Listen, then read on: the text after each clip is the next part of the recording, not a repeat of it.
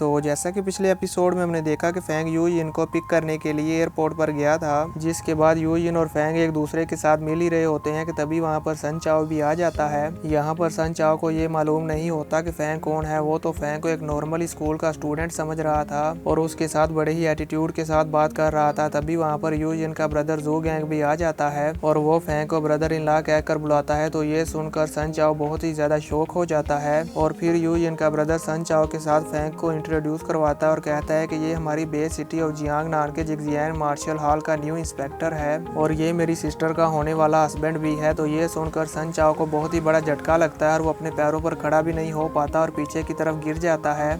अब आगे episode start होता है और हम देखते हैं कि जू गैंग की ये शादी करने वाली बात सुनकर यू यिन और फैंग दोनों ही शर्माने लगते हैं। तो ये देखकर जू गैंग फैंग से कहता है कि मेरी छोटी सिस्टर अभी थोड़ी सी शर्मीली है। जिसके बाद वो कहता है यंगर ब्रदर इन लॉ, जब हम फर्स्ट टाइम मिले थे तो हमारे दरमियान बहुत ज्यादा मिसअंडरस्टैंडिंग हो गई थी। मुझे उम्मीद है कि आप उन बातों को याद करके मेरे साथ नाराज नहीं होंगे। और फैंग के साथ फ्रैंक होते हुए कहता है क्यों, मैंने सही कहा ना। तो जू गैंग की ये बात सुनकर यू यिन कहती है मुझे अभी भी याद है आपने फैंग के साथ बहुत ज्यादा बदतमीजी की थी। तो ये सुनकर जू गैंग शर्मिंदा होते हुए कहता है sister younger brother in law आपको पिक करने के लिए आए हैं, आप जल्दी करें और इनके साथ घर चली जाएं। जिसके बाद वो कहता है यंगर ब्रदर इन लॉ आपकी कार कहाँ पर है। ये सुनकर जू गैंग के चेहरे पर स्माइल आ जाती है, यानी कि उसे ऐसा लग रहा था जैसे कि फैंग के पास कोई कार ही नहीं है, वो यहाँ पर ऐसे ही यू यिन को पिक करने के लिए आ गया। तभी फैंग अपनी कम्युनिकेशन वॉइस से अपने स्मार्ट फाइटर जेट को कहता है नंबर 1। तो दोस्तों अब हमें यहाँ से फैंग के स्मार्ट फाइटर जेट का नाम भी मालूम हो जाता है कि फैंग ने अपने फाइटर जेट का नेम नंबर 1 रखा है। जू गैंग फैंग को अपनी कम्युनिकेशन वॉच को जो नंबर 1 कहते हुए देखकर सन चाओ से कहता है मेरे यंगर ब्रदर इन लॉ के पास बहुत अच्छी कार है। अभी वो ये कह ही रहा होता है कि तभी वहाँ पर जमीन हिलने लगती है, मानो कि जैसे भूकंप आ गया हो। तो ये देखकर वो सभी ऊपर की तरफ देखते हैं तो वहाँ ऊपर फैंग का स्मार्ट फाइटर जेट आ गया होता है।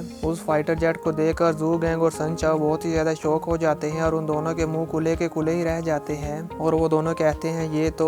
इससे पहले कि वो अपनी बात को पूरी कर पाते तभी फैंग कहता है कि मैं आप दोनों से माफी चाहता हूँ, पर मेरे फाइटर जेट के अंदर बस 2 ही सीट है, यानी कि उसमें मैं और यू यिन ही जा सकते हैं। सन चाओ फैंग की ये बात सुनकर समझ जाता है कि फैंग मेरे साथ वैसा ही कर रहा है जैसा कि मैंने फैंग के साथ पहले किया था और वो फैंग के साथ अपनी की हुई उस बात के लिए बहुत शर्मिंदा होता है। तो अब हम देखते हैं कि फैंग अपनी हेवनली फॉरबिडन शटल के फ्लाइंग नाइफ को बाहर निकालता है। जू गैंग फैंग के उस फ्लाइंग नाइफ को देखकर कहता है क्या ये उस फाइटर जेट की है, ये वाकई ही बहुत ज्यादा स्पेशल है। तभी हम देखते हैं कि फैंग का वो फ्लाइंग नाइफ सभी के सेंटर में जाकर बहुत ही अमेजिंग तरीके से अपनी शेप को चेंज करता है। उस फ्लाइंग नाइफ को इस तरह अपनी शेप को चेंज करते हुए देखकर वहां पर मौजूद सभी लोग हैरान हो जाते हैं और कहते हैं ये क्या है। पर फैंग उनके इस क्वेश्चन का आंसर नहीं देता और अपनी उस हेवनली फॉरबिडन शटल पर खड़ा हो जाता है और फिर यू यिन की तरफ अपने हाथ को आगे बढ़ाता है। तो यू यिन उसके हाथ को पकड़ लेती है तो फैंग उसे बहुत ही अमेजिंग स्टाइल में खींचकर हेवनली फॉरबिडन शटल के ऊपर ले आता है। जिसके बाद फैंग और you yin heavenly forbidden shuttle के ऊपर स्टैंड होकर ऊपर फाइटर जेट में चले जाते हैं। तो जू गैंग उस फाइटर जेट को देखकर कहता है ओ माय गॉड, ये तो किंग लेवल का इंटेलिजेंट फाइटर जेट है।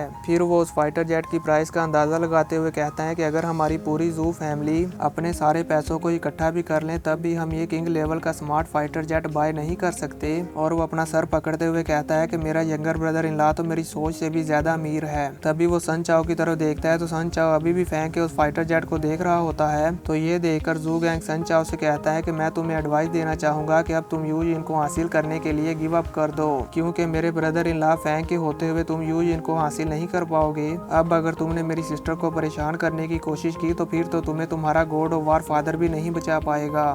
ये सुनकर सन चाओ बहुत ही ज्यादा हैरान हो जाता है और कहता है कि अब तो मुझे गिव अप करना ही पड़ेगा, क्योंकि इस फैंग की पावर तो बहुत ही ज्यादा है। सन चाओ अभी ये सोच ही रहा होता है कि तभी जू गैंग की नजर उसकी लाई हुई कार पर पड़ती है और वो बड़ी एक्साइटमेंट के साथ उस कार को देखते हुए कहता है कि ये तो लिमिटेड एडिशन सुपर कार है जो कि अमेरिका से है। फिर वो उस कार में बैठ जाता है और कहता है सन चाओ तुम्हें तो अभी भी याद है कि कल मेरा बर्थडे है, तुमने तो मेरे बर्थडे से पहले ही मेरे लिए सरप्राइज भी तैयार करके रखा हुआ है। तो अब जब तुम इसे यहाँ पर मेरे लिए ले ही आए हो तो मैं इसे एक्सेप्ट करने में कोई भी हिचकिचाहट नहीं करूंगा। मुझे तुम्हारा ये प्रेजेंट बहुत ही ज्यादा पसंद आया। जिसके बाद जू गैंग वो कार ड्राइव करके वहाँ से ले जाता है और सन चाओ पीछे से वहाँ पर गुस्सा करते हुए रह जाता है, क्योंकि दोस्तों हमें भी ये पता है कि सन चाओ ये कार यू यिन के लिए लेकर आया था, पर यू यिन ने तो ये कार ली नहीं, उसका भाई ही ये कार लेकर चला गया। इस बात से सन चाओ को बहुत ही ज्यादा गुस्सा आता है और वो अपने बॉडीगार्ड्स को मारने लगता है। व्यू चेंज होता है और हम देखते हैं फैंग के फाइटर जेट को जो कि आसमान में फ्लाई करता हुआ जा रहा होता है। जिसके बाद हम हम फैंग को देखते हैं जो कि एक बहुत ही वीआईपी सूट बूट पहनकर वहाँ पर रेडी हो रहा होता है। और फिर वो अच्छी तरह से रेडी होने के बाद यूजिन के पास आ जाता है और कहता है कि मैं कैसा लग रहा हूँ। तो यूजिन उसे शर्माते हुए कहती है तुम तो बहुत ब्यूटीफुल लग रहे हो।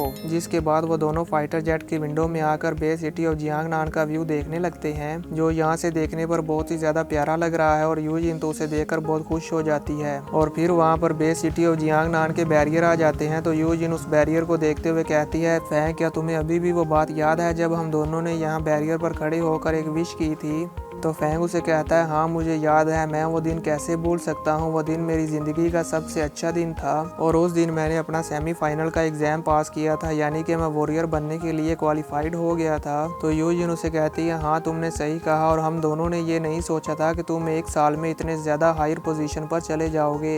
यूजिन फैंग को उस दिन की हुई बातों के बारे में बता रही होती है, पर हम देखते हैं कि फैंग यूजिन को बहुत प्यार से देख रहा होता है। जैसे ही यूजिन फैंग को देखती है कि वो मुझे इस तरह से देख रहा है तो वो शर्मा जाती है। और इसी के साथ ये एपिसोड यहीं पर ख़त्म